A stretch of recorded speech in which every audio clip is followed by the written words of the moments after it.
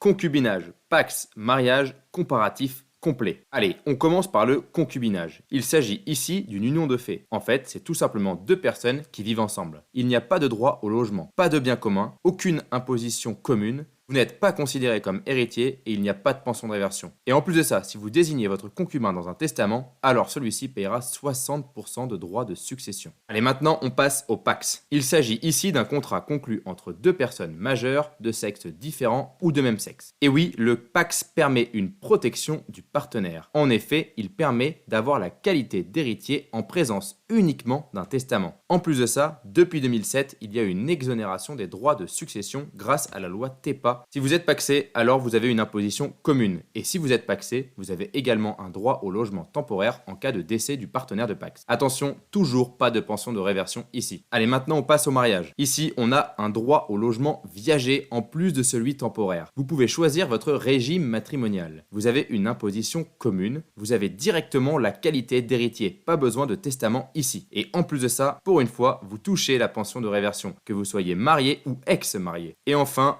pareil que pour le pax, exonération des droits de succession. On reprend de A à Z et on compare les trois d'un seul coup. En cas de concubinage, vous n'avez pas d'imposition commune, alors que pour le pax et le mariage, l'imposition est commune. Pour la pension de réversion, le concubinage et le pax, vous n'y avez pas le droit, alors que pour le mariage, que vous soyez marié ou ex-marié, vous y avez le droit sous condition. Pour les droits de succession, en cas de concubinage et même si vous êtes désigné dans un testament, vous allez payer 60% de droits de succession. Pour le pax et le mariage, il n'y a pas de droit de succession. On rappelle que le partenaire de pax doit être désigné dans un testament pour hériter. C'est la même chose pour la qualité d'héritier. Pour le pax et le mariage, vous avez la qualité d'héritier. On rappelle encore une fois que pour le partenaire de pax, il faut bien être désigné dans un testament, alors que pour le concubinage, pas de qualité d'héritier. Et enfin, pour le parti régime sur mesure, le concubinage et le pax ne le permettent pas, alors que le mariage permet d'aménager son régime matrimonial et de même choisir tout simplement un régime matrimonial différent. Alors si tu souhaites en savoir plus, like et abonne-toi et va écouter notre podcast L'art de la gestion patrimoniale